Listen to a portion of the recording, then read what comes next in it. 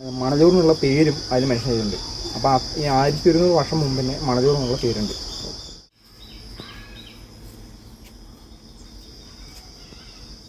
പൊക്കിളിൻ്റെ അടിഭാഗത്തായിട്ട് ഒരു ഗണപതി, ചെറിയ കുട്ടി ഗണപതിയുണ്ട്. அது பிரத்யேகதானே. பின்ன அது வந்து சொல்கிறேன். ஆக்சுவலாக இது வரைக்கும் நானும் முருகன் வந்துட்டு எங்கேயும் இந்த மாதிரி பார்த்ததில்ல. முருகன் வந்து தனித்தனி செப்பரேட் சிலையாக தான் பார்த்துருப்போம். பட் இங்கே வந்துட்டு 2 நாகங்கள் வச்சு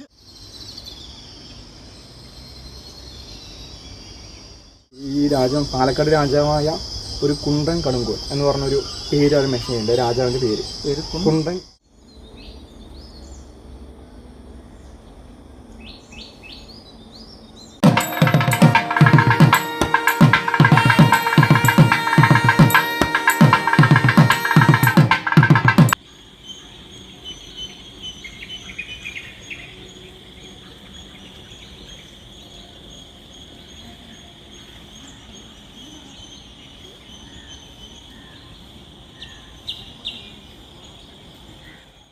மணலூர் சிவன் ஆலயம், பாலக்காடு.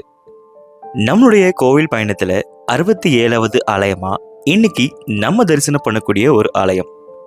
அதுதான் கேரள மாநிலம் பாலக்காடு மாவட்டத்துல மணலூர் அப்படின்னு சொல்லக்கூடிய ஒரு கிராமத்து பகுதியில் அமைஞ்சிருக்கும் ஒரு புராதன கோவில் தான் இந்த மணலூர் சிவக்ஷேத்திரம்.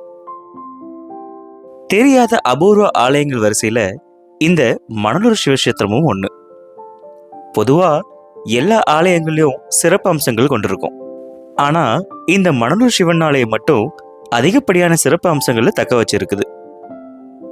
ஆலயத்தோட சிறப்பு மட்டும் இல்லாம இந்த ஆலயம் அமைஞ்சிருக்க இடத்துல இயற்கை தன்னோட பசுமையான மொத்த அழகையும் கொடுத்து கூடுதல் சிறப்புகளையும் அள்ளி கொடுத்து நம்ம கண்களை மெருகேற்றும் வகையில அமைஞ்சிருக்குன்னு சொல்லலாம். பார்க்கறதுக்கு எளிமையான ஆலயம்னு தெரிஞ்சாலும் இதுல எண்ணற்ற சிறப்புகள் ஒளிஞ்சிருக்குது.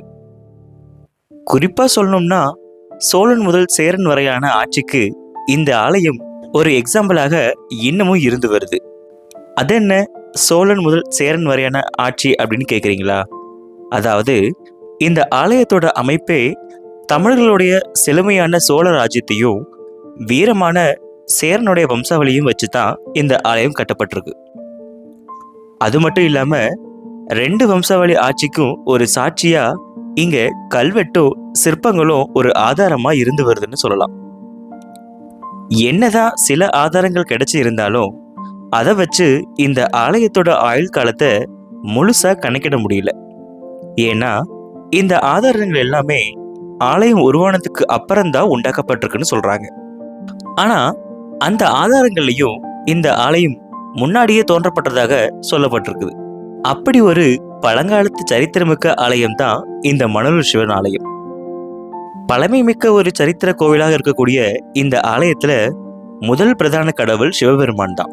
அதுவும் சூரியன் பிரகாசிக்கக்கூடிய கிழக்கு திசையை பார்த்த மாதிரி தான் இங்குள்ள சிவபெருமான் அமைஞ்சிருக்காரு. இந்த ஆலயத்துல எனக்கு தெரிஞ்சு ஒரு 5 சிறப்புகள் அமைஞ்சிருக்குங்க. அதுல முதலாவதா இருப்பது இந்த ஆலயத்தோட வடக்கு பகுதியில் இருக்கக்கூடிய ஒரு பெரிய குளம். அதாவது 3 ஏக்கர் பரப்பளவில் அமைஞ்சிருக்கக்கூடிய ஒரு பிரம்மாண்ட குளம். அந்த குளத்துல என்ன சிறப்புனா அதுக்குள்ள 2 குளம் காணப்படுது. அதாவது மொத்தமா 2 குளம் அமைஞ்சிருக்கு. அதுல பெரிய குளத்தோட நடுவுல சிறிய குளம் காணப்படுது. இந்த குளத்தை நம்மளால பார்க்க முடியாது. இருந்தாலும் இந்த ஆலயத்தோட சரித்திரத்துக்கு அது ஒரு முக்கிய பங்கு வகிக்குதுன்னு சொல்லலாம். 2வது சிறப்பு இந்த ஆலயத்தோட நுழைவு வாசல்ல காணப்படுது. அதுவும் தமிழ்நாட்டோட கனெக்ஷனை உறுதிப்படுத்தும் வகையில அமைஞ்சிருக்குது தான் இந்த நந்தி சிலை. ஆமா, இங்குள்ள நந்தி சிலை சோழர்களோட சிற்ப அமைப்பு ரூபத்துல தான் கட்டப்பட்டிருக்கு. அதுவும் ஆலயத்தோட வெளிப்புறத்துல தான் அமைஞ்சிருக்குது. பொதுவா கேரளாவில் சிவன் ஆலயங்கள்னா நந்தி சிலை கருவறைக்கு முன்னாடி இருக்கிற நமஸ்கார மண்டபத்துல தான் அமைஞ்சிருக்கும். ஆனா இங்க வெளியே அமைஞ்சிருக்கிறது மற்றொரு சிறப்பா சொல்லப்படுது. அதோட நந்திக்கு முன்னாடி கோவிலுக்கு சரித்திரம்னு சொல்லக்கூடிய ஒரு கல்வெட்டு அமைஞ்சிருக்குது. அந்த கல்வெட்டு வட்டெழுத்துக்கள்ல காணப்படுது. இன்னும் சொல்லணும்னா இந்த மலையாள மொழி உருவானதுக்கு முன்னாடியே இந்த ஆலயம் தோன்றப்பட்டதாக அந்த கல்வெட்டுலையும் குறிப்பிட்டிருக்கிறாங்க. வட்டெழுத்துக்கள் பொறிஞ்சிருக்கக்கூடிய கல்வெட்டுல தமிழர்களோட பாரம்பரியம் தொட்டு இருப்பதும் அதற்கு சாட்சியா கல்வெட்டும் நந்தி பகவான் சிலையும் அமைஞ்சிருப்பதும் ஒரு வகையில பெருமையா இருக்குது.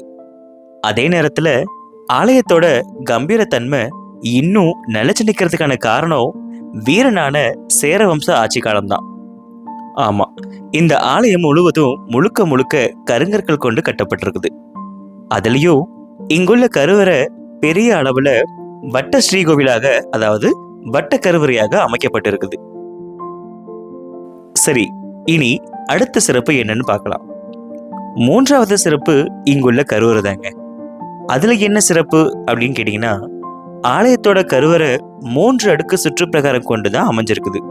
அதுல 3வது சுற்றுல தான் இறைவனுடைய சன்னதியான, அதாவது சிவபெருமான் அமைஞ்சிருக்காரு. அதோடு ஆலயத்தோட கருவறை, நமஸ்கார மண்டபம், நாலம்பல கட்டிடம், சில பகுதிகளில் சேரனுடைய சின்னமான வில்லம்பு சின்னங்கள் இருப்பதையும் சில சிற்பங்கள் இருப்பதையும் நம்மளால பார்க்க முடியும். இந்த ஆலயத்தோட பழமையையும் பழங்காலத்து சிற்பங்களையும் நம்ம பார்த்து நல்லாவே தரிசனம் பண்ண முடியும். அந்த வகையில தான் இந்த ஆலயம் அமைக்கப்பட்டிருக்குது. இப்போ அடுத்த சிறப்பு, அதாவது 4வது சிறப்பு என்ன அப்படின்னா, இங்குள்ள விநாயக பெருமான் தாங்க 4வது சிறப்பு. ஆமா, அது என்ன விநாயக பெருமான் அப்படின்னு கேட்டீங்கன்னா, ஆலயத்தோட கன்னிமூலம் அப்படின்னு சொல்லக்கூடிய பகுதியில தான் இந்த விநாயகர் சன்னதி அமைஞ்சிருக்குது. அப்படி அமைஞ்சிருக்கிற இவருடைய சன்னதியில விநாயக பெருமான் வித்தியாசமான ரூப அமைப்புல காட்சி கொடுக்கிறாரு. எல்லா இடங்கள்லயும் ஒரே மாதிரிதான் காட்சி கொடுப்பாரு. ஆனா இங்க அவருக்கு ஒரு வித்தியாசமான ரூபம். அதாவது சாதாரணமா விநாயகருக்கு 4 கரங்கள், 6 கரங்கள், 8 கரங்கள் இப்படி இருக்கும். ஆனா இங்க 2 கரங்கள் மட்டும்தான் இருக்குது. அது மட்டும் இல்லாம அந்த விநாயகர் சிலையில சில பல வித்தியாசங்களும் இருக்குது. அது மட்டும் இல்லாம இந்த விநாயகர் சிலை கிட்ட இன்னும் பல சிறப்புகள் அமைஞ்சிருக்குது. அதுக்கப்புறம் 5வது சிறப்பு என்னன்னா, இங்குள்ள முருகப்பெருமான் சிலை தாங்க. அப்படி என்ன இந்த முருகன் கிட்டன்னு கேட்டீங்கன்னா, இந்த மாதிரி முருகன் சிலை நான் இதுவரை எங்கேயும் பார்த்ததில்லை. ஏன் நீங்களும் பார்த்திருப்பீங்களான்னு எனக்கு தெரியல. அப்படி ஒரு ரூபத்துல தான் இங்குள்ள முருகன் பெருமான் சிலை அமைஞ்சிருக்குது. அது மட்டும் இல்லாம ஆலயத்தோட சுற்றுப்புறத்துல அஷ்டநாகங்கள் சன்னதியோ, தலை மேலேயோ உடம்பு பூமிக்கு கீழேயோ அமைஞ்சிருக்கக்கூடிய ஒரு சாஸ்தாவோட சிலையோ, இன்னும் பல சிறப்புகள் கொண்ட சிலைகள் இந்த மணலூர் ஆலயத்துல அமைஞ்சிருக்குது. இதை பத்தின முழு தகவல்கள்லாம் இந்த பதிவுல மேலும் விரிவா கொடுக்கப்பட்டிருக்கு. இப்படிப்பட்ட பழங்காலத்து புகழ்மிக்க சரித்திர கோயிலாக இருக்கக்கூடிய இந்த மணலூர் சிவன் ஆலயத்தோட பயணத்துல தொடர்ந்து நாம இன்னும் பயணிச்சு நிறைய விஷயங்களை தெரிஞ்சுக்கலாம் வாங்க. எல்லோருக்கும் ஒரு பெரிய வணக்கம் நண்பர்களே. இன்னைக்கான கோவில் தரிசனம் தமிழில் பார்த்துருப்பீங்க. அதாவது இன்னைக்கான கோவில் தரிசனம் எங்கே அப்படின்னா பாலக்காடு மாவட்டம் தான். அதாவது பாலக்காடில் நம்ம நிறைய கோவில்கள் பார்த்துட்ருக்கோம். ஸோ அந்த வரிசையில் இன்றைக்கி வந்திருக்கக்கூடிய பாலக்காடு கோவில் எங்கன்னு பார்த்தீங்க அப்படின்னா, பாலக்காடுலேருந்து கிட்டத்தட்ட ஒரு 7 கிலோமீட்டர் தொலைவில் இருக்கக்கூடிய மணலூர் அப்படின்னு சொல்லக்கூடிய ஏரியா வந்திருக்கும். ஸோ இந்த மணலூர் அப்படின்ற ஒரு ஏரியாவில் மணலூர் சிவக்ஷேத்திரம் அப்படின்னு சொல்லக்கூடிய ஒரு சிவன் கோவிலுக்கு தான் வந்திருக்கும். ஆக்சுவலாக இந்த சிவன் கோவில் வந்துட்டு ரொம்ப புராதனமான கோவிலும் கூட. அண்ட் இன்னொன்று பழங்காலத்து தமிழனுடைய சரித்திரங்களும் கேரளாவோட சரித்திரம் சேர்ந்து அமைஞ்ச ஒரு கோவில் தான் இந்த கோவில். அண்ட் இந்த கோவில் வீடியோவில் பார்த்துருப்பீங்க. அது மட்டும் இல்லாமல் இந்த கோவில் நமக்கு ஷூட் எடுக்க பெர்மிஷன் கொடுத்தது நம்முடைய secretaries and teams and executive officer இவங்க எல்லாரும் நமக்கு பெர்மிஷன் கொடுத்தாங்க. ஸோ பெர்மிஷன் வாங்கியாச்சு. இப்போ நம்ம கூட நம்முடைய செக்ரட்டரிஸ் அவங்களாம் இருக்காங்க, ஸோ டீம் இருக்காங்க, ட்ரஸ்டீஸ் இருக்காங்க. ஸோ அவங்ககிட்ட இந்த கோவிலை பற்றின விசேஷங்களும் தெரிஞ்சுக்கலாம். ஸோ நமஸ்காரம். நமஸ்காரம். நீங்கள பேர் பாருங்க. என் பேர் சந்தோஷ்குமார் மடப்பள்ளத்து. சந்தோஷ்குமார் மடப்பள்ளத்து. நீங்கள பேர் വിജയകുമാരൻ മണലൂർ. ഓക്കെ, ഇവിടുത്തെ എന്തായിരിക്കും? ഞാൻ ട്രസ്റ്റിയാണ്. ട്രസ്റ്റി. ഓക്കെ ഏട്ടാ. പിന്നെ നമ്മുടെ അമ്പലം, അതായത് മണലൂർ ശിവക്ഷേത്രത്തിന്റെ ചരിത്രം എന്താണത്? ഈ ചരിത്രത്തിലുള്ള അമ്പലം എത്ര വർഷം പഴക്കമുള്ള അമ്പലമാണിത്? ഒരു 1100 വർഷം പഴക്കമാണ് പറയുന്നത്. 1100. Okay okay. ഇതിന്റെ ചരിത്രം കൂടി പറഞ്ഞോളൂ ഏട്ടാ. ചരിത്രം നമ്മളിപ്പോൾ ഈ ആർക്കിയോളജി ഡിപ്പാർട്ട്മെന്റിന്റെ കണക്കനുസരിച്ചിട്ടുള്ള അറിവേ ഉള്ളൂ നമുക്ക്. ഓക്കെ. അപ്പോൾ ഈ നന്ദിക്ക് മുൻപിലായിട്ടൊരു ശിലയുണ്ട്. ആ ശില കണക്കാക്കിയിട്ടാണ് അവർ പറയുന്നത് 1100 വർഷം പഴക്കം. അതിന് മുമ്പേ ഉണ്ടെന്നും പറയുന്നുണ്ട്. കൃത്യമായിട്ട് അവർ ഇനിയൊരു പഠനവിധേയമാക്കണം എന്ന് അവർ ആവശ്യപ്പെടുന്നുണ്ട്. അതിനുള്ള ശ്രമങ്ങൾ നടന്നുകൊണ്ടിരിക്കുന്നുണ്ട്. അതാണ് കൂടുതൽ അതിനെപ്പറ്റി പറയാനുള്ളത്. ஸோ இப்போ நம்ம கூட இந்த கோவிலுடைய கிளர்க் இருக்காரு. ஸோ அவர்கிட்ட இந்த கோவிலை பற்றின சில விஷயங்கள் கேட்டுக்கலாம். ஏன்னா அவருக்கு தான் கொஞ்சம் நல்லா தெரிஞ்சுது. ஸோ ஆனால் உங்கள் பேர் சொல்லுங்க. ஸ்ரீநாத். ஸ்ரீநாத். இவட என்னவா இருக்கீங்க? கிளர்க்காக இருக்கீங்க. தெரிஞ்சுக்கணும் சந்தோஷம். ஆனால் நீங்கள் சொல்லுங்கள், இந்த கோவிலுடைய சரித்திர வரலாறு என்ன? ஏன்னா அது தமிழ்நாடும் ப்ளஸ் കേരളവും ரெண்டும் சேர்ந்து இருக்குன்னு சொல்லியிருக்கீங்க. ஸோ இதோட சரித்திரங்கள் எப்படி? ഇതിപ്പോൾ 2002 നമ്മൾ Kozhikode archaeology department, Kerala archaeology ഡിപ്പാർട്ട്മെൻറ്റുമായിട്ട് ബന്ധപ്പെട്ടിട്ടാണ് വട്ടെഴുത്തുണ്ട്. വട്ടെഴുത്ത് പറഞ്ഞാൽ മലയാളം തമിഴ് മിക്സഡാണ്. പക്ഷെ മലയാളം ഉണ്ടാകുന്നതിന് മുമ്പുള്ള ലിപിയുമാണ് വട്ടെഴുത്ത്. ഓക്കെ. അപ്പോൾ അത് വന്നിട്ട് നമുക്കിപ്പോൾ വായിക്കാൻ അറിയില്ല, പക്ഷെ അവർക്ക് ഇത് വായിച്ചെടുക്കാൻ അറിയാം. അപ്പോൾ അവർ വന്ന് വായിച്ച് അതിൽ കുറച്ച് കാര്യങ്ങളൊക്കെ പറഞ്ഞിട്ടുണ്ട്, റിപ്പോർട്ടൊക്കെ ആക്കി തന്നു. മണലൂർ ലിഖിതം പറഞ്ഞിട്ട് അത് കേരളത്തിൽ രജിസ്റ്റേർഡാണ്. അതുപ്രകാരം വള്ളുവനാട് രാജവംശത്തിൻ്റെ കീഴിലാണ് ഈ അമ്പലമൊക്കെ ഇരുന്നത്. മണലൂർ എന്നുള്ള പേരും അതിൽ മെൻഷൻ ചെയ്തിട്ടുണ്ട്. അപ്പോൾ ഈ 1200 വർഷം മുമ്പ് തന്നെ മണലൂർ എന്നുള്ള പേരുണ്ട്. ദേവൻ്റെ പേര് മണലൂരപ്പൻ എന്നറിയപ്പെടുക. മണലൂരപ്പൻ. അപ്പോൾ ആ പേര് തന്നെ ഈ ദേശവും അറിയപ്പെടുന്നത് അന്ന് കാലത്താണ്. അത് ആ ലിഖിതത്തിലും മെൻഷൻ ചെയ്തിട്ടുണ്ട്. പിന്നെ വട്ടശ്രീകോലായിരുന്നു. വട്ടശ്രീകോൽ പുരാതനമാണ്. അപ്പോൾ അതിന് തന്നെ ഒരു 1000 വർഷം പഴക്കമുള്ള അമ്പലങ്ങൾ മാത്രമേ വട്ടശ്രീകോൽ ഉണ്ടാവും. അതുപോലെ തന്നെ വള്ളുവനാട് രാജവംശത്തെക്കുറിച്ചാണ് കൂടുതൽ പറയുന്നത്. വള്ളുവനാട് രാജവംശം ഭാരതപ്പുഴയുടെ അപ്പുറത്തെ സൈഡാണ്. അതിപ്പോൾ ഈ അമ്പലം ഉള്ളത് കൊണ്ട് തന്നെ ഭാരതപ്പുഴയുടെ ഇപ്പുറത്തുകൂടി കുറേ ഏരിയ കവർ ചെയ്ത് വന്നിട്ടുണ്ട് ആ രാജവംശം എന്നുള്ളത് ഈ അമ്പലവും ഈ ലിഖിതവും കണ്ടപ്പോഴാണ് മനസ്സിലായത്. പിന്നെ ഈ പാലക്കാട് രാജാവായ ഒരു കുണ്ടൻ കടുങ്കോൽ എന്ന് പറഞ്ഞൊരു പേര് അവർ മെൻഷൻ ചെയ്യുന്നുണ്ട്. രാജാവിൻ്റെ പേര് കുണ്ടൻ കടുങ്കോൽ. ഓക്കെ. അതുപോലെ തന്നെ ഒരു ടാക്സിൻ്റെ പേരും വന്നിട്ടുണ്ട്. അതൊന്നും ഈ പ്രദേശത്ത് ഇല്ലാതാണ് പറയും. അത് വ്യക്തമായിട്ട് ഇവിടെ ഉണ്ട്. കാരണം ഒരു നെല്ല് തരണം, ഭഗവാന് നെല്ല് നേടിക്കാൻ വേണ്ടിയിട്ട്. അപ്പോൾ അതിനെ അരിയാക്കിയിട്ട് കൊടുക്കാമെന്ന് പറഞ്ഞിട്ട് അത് ഒരു പ്രത്യേകതരം കാസ്റ്റ് അന്നേരത്ത് വെള്ളാളർ പറഞ്ഞ സമുദായം അതിനെക്കുറിച്ച് മെൻഷൻ ചെയ്യുന്നുണ്ട്. അതിനെക്കുറിച്ച് പിന്നെ ഈ 1200 വർഷം നമുക്ക് തന്നെ ഇങ്ങനെയാണ് കിട്ടിയത്. അതിനപ്പുറം മൂലസ്ഥാനം കാര്യങ്ങളെക്കുറിച്ചിട്ടൊന്നും വലിയ അറിവില്ല. പിന്നെന്താ പറഞ്ഞാൽ നന്ദി മണ്ഡപം പുറത്താണുള്ളത്. അത് ഇവിടുത്തെ പ്രത്യേകത. അത് തമിഴ്നാട് ഏരിയയിൽ മാത്രമേ നന്ദി മണ്ഡപം പുറത്തുണ്ടാവുള്ളൂ. കേരളത്തിൽ എപ്പോഴും നമസ്കാരം ഉള്ളിലേക്കുണ്ടാവും. അപ്പോൾ അതും കൂടിയിട്ട് ഒരു പഴക്കം പറയാം. പിന്നെ ഇവിടുത്തെ ബലിക്കലൊക്കെ ശ്രദ്ധിച്ചറിയാൻ പറ്റും. ഭയങ്കര പുരാതനമാണ്. അതിന് തീരുമാനം കൊണ്ട് പറഞ്ഞാൽ പറയാൻ പറ്റും. പിന്നെ ഇവിടെ കുളമല്ല, ചെറിയുള്ളത്. മുമ്പ് ഇവിടെ ഒരു ഹോമം നടത്തുന്ന ഒരു കുറ്റി എന്ന് വെച്ചാൽ ഗംഗാദേവി ആവാഹിച്ചിട്ടുള്ള ഹോമവും കർമ്മങ്ങളൊക്കെ നടന്നിട്ടുണ്ടെന്ന് പറഞ്ഞിട്ടുണ്ട്. അപ്പോൾ ഇവിടെ ഒരു കാരണവരില്ലായിരുന്നു. മൂപ്പര് പറഞ്ഞിട്ടുണ്ട് അവിടെ ആന വന്ന് കുളിക്കാൻ വേണ്ടി പൊട്ടിച്ചിട്ടാണ് ഒരു ശില കൊണ്ടുള്ള ഒരു കുറ്റി ഉണ്ടായിരുന്നു മുമ്പ് എന്ന് പറയുന്നത്. 2009 കുളം പറ്റിക്കുന്നത്. കുളം പറ്റിക്കുന്ന സമയത്ത് നമുക്ക് ആ ഒരു സെൻട്രൽ ഭാഗം ഈ ഭഗവാന്റെ ഈ ഓവുചാതി വെള്ളം പോകണമെന്ന് സെൻട്രൽ ഭാഗമുണ്ട്.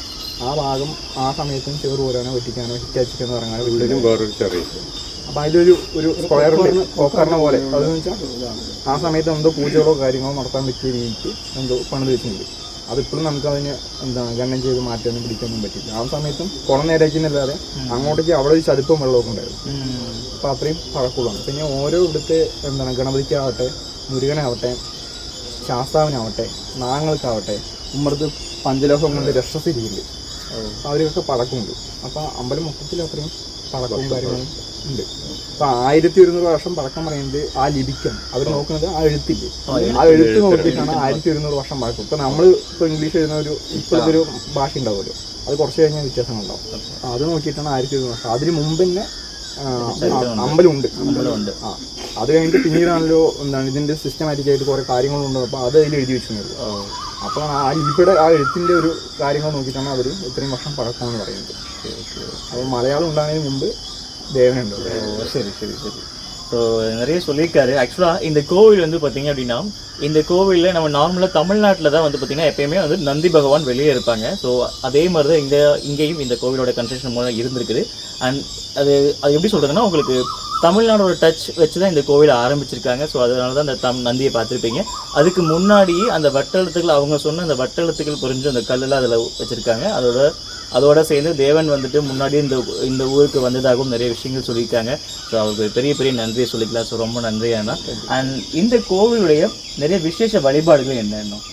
വിശേഷ വഴിപാടുകൾ മെയിനായിട്ടും ഇവിടെ ഉള്ളത് ശിവന് ധാരയുണ്ട്. ധാര മെയിനായിട്ട് ശംഖാഭിഷേകമുണ്ട്. വർഷങ്ങളായിട്ട് ശംഖാഭിഷേകം നടത്തുന്നുണ്ട്. രാവിലെ സ്റ്റാർട്ടിങ്ങിൽ നമ്മൾ അഭിഷേകം കഴിഞ്ഞ് പറഞ്ഞാൽ മലർന്നഗീതം കൊടുക്കും. പിന്നെ ശംഖാഭിഷേകം, പിന്നെ ധാര സ്റ്റാർട്ട് ചെയ്തു. അങ്ങനെ 8 മണി വരെ ധാര ഉണ്ടാകും. പിന്നെ രുദ്രാഭിഷേകമാണ് പ്രധാന വഴിപാട്. അഭിഷേകത്തിൽ പ്രധാന വഴിപാട് രുദ്രാഭിഷേകം. ഓക്കെ. പിന്നെ പ്രദോഷം, 2 പ്രദോഷം എടുത്ത് പ്രദോഷ പൂജകൾ മെയിനായിട്ട് ചെയ്യാറുണ്ട്. ഓക്കെ. അതുപോലെ തന്നെ മുമ്പ് ഇവിടെ എന്താണ് അന്നപൂർണേശ്വരി സദാശിവനാണ് രൂപത്തിലിരിക്കുന്നത്. പിന്നെ സദാശിവ രൂപത്തിലാണ്. അന്നപൂർണേശ്വരി സങ്കല്പം അതിപ്പോ നമ്മുടെ ദേവനൊക്കെയാണോ അന്നപൂർണേശ്വരി? അല്ല, ദേവനക്ക് ഓപ്പോസിറ്റ് ആയിട്ട് ദേവി പാർവതി ദേവി സങ്കല്പം അന്നപൂർണേശ്വരി. മുമ്പ് നമ്മുടെ ഈ ഡോക്യുമെന്റ് ഒക്കെ ക്ലിയർ ആയിട്ടുണ്ട്. അപ്പൊ അതില് എത്ര വിഗ്രഹങ്ങളുണ്ട് അതൊക്കെ 1946 ഒരു ഒസിയത്തുണ്ട്. അതിൽ വ്യക്തമായിട്ട് മെൻഷൻ ചെയ്തിട്ടുണ്ട്. അപ്പോൾ ശിവലിംഗം 1 ശിവലിംഗ രൂപത്തിലാണ്. ശിവലിംഗം 1 ഗണപതി വലംബിരി. അത് വലംബിരി പറയുന്നത് ഇപ്പോൾ പുതിയ മോഡേൺ ടെക്നോളജി നമ്മൾ വലംബിരി നല്ലതാണ് ഐശ്വര്യം പറഞ്ഞിട്ട് വീടുകളിലൊക്കെ ഇപ്പോൾ അങ്ങനെ സെറ്റ് ചെയ്യാറുണ്ട്. അതല്ല, ഭയങ്കര പൂർവ്വമായിട്ടുള്ളതാണ്. അത് വലംബിരിയോടുകൂടിയാണ് ഗണപതി ഇരിക്കുന്നത്. പിന്നെ പഴക്കമുണ്ട്. അഭിഷേകം ചെയ്തിട്ട് തന്നെ ഷേപ്പൊക്കെ മാറിയിട്ടുണ്ട്. വെള്ളം ടച്ച് ചെയ്തിട്ട് ഗണപതിയുടെ ഷേപ്പ് മാറി, രൂപ ഷേപ്പ് മാറി. അത് അത്രയും കാലപ്പഴക്കത്തെ സൂചിപ്പിക്കുന്നതാണ്. അതേപോലെ തന്നെ ഈ പൊക്കിളിന്റെ അടിഭാഗത്തായിട്ട് ഒരു ഗണപതിയുടെ ചെറിയ കുട്ടി ഗണപതിയുണ്ട്. അത് പ്രത്യേകതയാണ്. പിന്നെ അതുപോലെ തന്നെ എല്ലാവിടെയും ഗണപതിയിൽ 4 കൈ ഉണ്ടാവും, അല്ലെങ്കിൽ 6 കൈ 8 കൈ അങ്ങനെ ഉണ്ടാവും. ഇവിടുത്തെ ഗണപതിക്ക് 2 കൈയേ ഉള്ളൂ. അപ്പൊ അത് പറയുന്നത് ഋണമോചന ഗണപതി പറഞ്ഞ കൺസെപ്റ്റ് കടം തീർക്കുന്ന. അപ്പൊ അങ്ങനെ നമ്മൾ ഓരോന്ന് പറയുമല്ലോ, അതുപോലെ ദൃഷ്ടി ഗണപതി എന്നൊക്കെ പറയും പോലെ കടം തീർക്കുന്ന ഗണപതി എന്നുള്ള രീതിയാണ്. പിന്നെ 2 കൈയിലും മോദകമുണ്ട്, തുമ്പിക്കൈയിലും മോദകമുണ്ട്. അങ്ങനെ കൺസെപ്റ്റിലിരിക്കുന്നത്. നാഗങ്ങളെ പോയി പറഞ്ഞാൽ 8 രാജാക്കന്മാരാണ്. നാഗങ്ങളിൽ 8 രാജാക്കന്മാരാണ്. അഷ്ടനാഗങ്ങൾ അതാണ് കൺസെപ്റ്റ്. അതും കാലപ്പഴക്കമുള്ളതാണ്. നാഗക്കാവും കാര്യങ്ങളൊക്കെ ഇപ്പം അതിന് റിനോവേഷൻ ചെയ്തിട്ട് ഡെവലപ്പ് ചെയ്ത് വന്നതാണ്. പിന്നെ ശാസ്താവുണ്ട്. ശാസ്താവ് ഒരു ആൾരൂപം പോലെയാണ്. നമുക്ക് തലഭാഗം മാത്രമേ ഇപ്പോൾ കാണാൻ പറ്റൂ. ശാസ്താവുണ്ട്, നീരാഞ്ജനവും കാര്യങ്ങളൊക്കെ തല മാത്രമേ കാണുള്ളൂ. ബാക്കി അത്രയും ഭാഗങ്ങൾ ഒരു 3/4 ഭാഗം മണ്ണിനടിയിലാണ്. പിന്നെ മുരുകനുണ്ട്. മുരുകന്റെ സങ്കല്പം പറഞ്ഞാൽ സുബ്രഹ്മണ്യനാണ്. മുരുകന് പ്രത്യേകത പറഞ്ഞാൽ നമ്മൾ തമിഴ്നാട്ടിൽ 6 പട എന്ന് പറയില്ലേ, പഴനി അങ്ങനെ. അത് കർണാടകയിൽ എനിക്കറിയാവുന്നത്, ഞാൻ ഡിറ്റിലൊക്കെ പഠിച്ചെടുത്താണ്. അതിൽ കർണാടകയിലൊരു സങ്കല്പമുണ്ട്. മുരുകനെ പാമ്പ് വിരിഞ്ഞ രൂപത്തിൽ എന്നൊരു കൺസെപ്റ്റ് ഞാൻ പറഞ്ഞിട്ടുണ്ട്. அது ஆக்சுவலாக வந்து சொல்கிறேன். ஆக்சுவலாக இது வரைக்கும் நானும் முருகன் வந்துட்டு எங்கேயும் இந்த மாதிரி பார்த்ததில்ல. முருகன் வந்து தனித்தனி செப்பரேட் சிலையாக தான் பார்த்துருப்போம். பட் இங்கே வந்துட்டு 2 நாகங்கள் வச்சு அதுக்கு நடுவில் சொல்கிறாரு. ஸோ அதை கேளுங்க. അപ്പോൾ അത് ഒരു പുരാണ കഥയിൽ പറയുമ്പോൾ ഒരു ചാപ്റ്റർ ഉണ്ട്. അതുപോലെ എന്തോ ഒരു ശാപം കിട്ടിയിട്ട് മുരുകൻ നാഗങ്ങൾ പാമ്പിൻ്റെ രൂപത്തിലാവുന്നുണ്ട്. ആ ഒരു കൺസെപ്റ്റാണ് ഇവിടെ മുരുകൻ ഇരിക്കുന്നത്. 1946 ഒരു ഒസിയത്തിൽ ഇതൊക്കെ വ്യക്തമായിട്ട് എഴുതിയിട്ടുണ്ട്. ഇന്ന വിഗ്രഹമുണ്ട്. അതിൽ അന്നപൂർണേശ്വരി ഉണ്ട്. അന്നപൂർണേശ്വരി ദേവി വിഗ്രഹം എന്ന് പറഞ്ഞിട്ട് ഒരു അത് പിന്നീട് ബാച്ചിലേഴ്സ് അമ്പലം നടത്തുകയൊക്കെ ചെയ്യുന്ന സമയത്തായിരിക്കണം അന്നപൂർണേശ്വരി വിഗ്രഹം കാണാനായിട്ട്. ഇപ്പോൾ കൺസെപ്റ്റിൽ ഇനി പുതുതായിട്ട് പുനഃപ്രതിഷ്ഠ നടത്തുമ്പോൾ ദേവി വിഗ്രഹം കൂടി വേണം, എന്നാലും പൂർണ്ണത എത്തുള്ളൂ എന്ന് പറഞ്ഞിട്ട് വന്നിട്ടുണ്ട്. അപ്പോൾ അതിൻ്റെ ഭാഗമായിട്ട് റിനോവേഷനും കാര്യങ്ങളൊക്കെ നടന്നുകൊണ്ടിരിക്കുന്നുണ്ട്. അപ്പോൾ അതാണ് സങ്കല്പം. പ്രധാന വഴിപാട് ഇപ്പം യാമപൂജ നടക്കുന്ന ഈ പ്രദേശത്തെ ഒരു അമ്പലം കൂടിയാണ്. ശിവരാത്രിക്ക് 4 യാമങ്ങളിൽ രാത്രി നേരം, രാത്രി അമ്പലം അടക്കില്ല. 4 യാമങ്ങളിൽ യാമപൂജ നടക്കും. അങ്ങനെ 2.5 മണിക്കൂർ കൂടുമ്പോൾ ചെയ്യണം. അതാണ് പിന്നെയുള്ള പ്രധാന ഒരു പരിപാടി. അത് വർഷത്തിൽ ഒരിക്കലും. പിന്നെ നമ്മുടെ അമ്പലത്തിന് നട എപ്പോൾ തുറക്കുന്നത്? 5:30 രാവിലത്തെ 5:30 തുറന്നതിന് ശേഷം 9 മണി വരെ ഉണ്ടാവും. ആ സമയത്ത് വരുന്ന എല്ലാ പൂജകളും ചെയ്യും. പിന്നെ വൈകുന്നേരമാണെങ്കിൽ അതേപോലെ 5:30 തുടങ്ങിയിട്ട് 7 മണി വരെ. പിന്നെ നമ്മുടെ അമ്പലത്തിന് വരുന്ന ബസ് റൂട്ട് പറഞ്ഞത് പാലക്കാട് ടൗണിന് അവിടെ നിന്ന് തുടങ്ങി വരുന്നത് നേരെ തൃശ്ശൂർ, എറണാകുളം, തിരുവനന്തപുരം പോണ NH 544 അത് ആ റൂട്ടിൽ നിന്നും വലതു ഭാഗത്തേക്ക് വരുന്ന ഒരു മണലൂർ ബസ് സ്റ്റോപ്പുണ്ട്. ആ ബസ് സ്റ്റോപ്പിൽ നിന്നും വലതു ഭാഗത്തേക്ക് ഒരു 300 മീറ്റർ உள்ளிലേക്ക് வந்தால் க்ஷேத்திரம். நிறைய சொல்லியிருப்பாங்க. ஏன்னா கோவில் வந்துட்டு ரொம்ப தூரத்தில் இல்லைங்க, மெயின் ரோட்டில் இறங்குனீங்கன்னா கிட்டத்தட்ட ஜஸ்ட் வாக்கபிளே வந்துடலாம். ஒரு 300-400 மீட்டர் தான் இருக்கும். ரொம்ப பக்கத்தில் தான் இருக்குது. அண்ட் நிறைய விஷயங்கள் கிட்டத்தட்ட நிறைய விஷயங்கள் இந்த கோவிலை பற்றி, அதாவது தமிழ்நாடு மட்டும் இல்லாமல் கேரளம் ரெண்டும் சேர்ந்து ஆதிகாலம் முதல் நிறைய பழக்கம் உள்ள இந்த கோவிலை பற்றி, அதாவது மணலூர் சிவக்ஷேத்திரத்தை பற்றி நிறைய விஷயங்கள் நமக்கு ட்ரஸ்டீஸ் கிளர்க் எல்லாமே சொல்லியிருக்காங்க. ஸோ அவங்களுக்கு ஒரு பெரிய நன்றியை தெரிஞ்சுக்கலாம். ஸோ இவ்வளோ விஷயங்கள் சொன்னதுக்காக ஒரு பெரிய நன்றி அண்ணா. Thank you so much.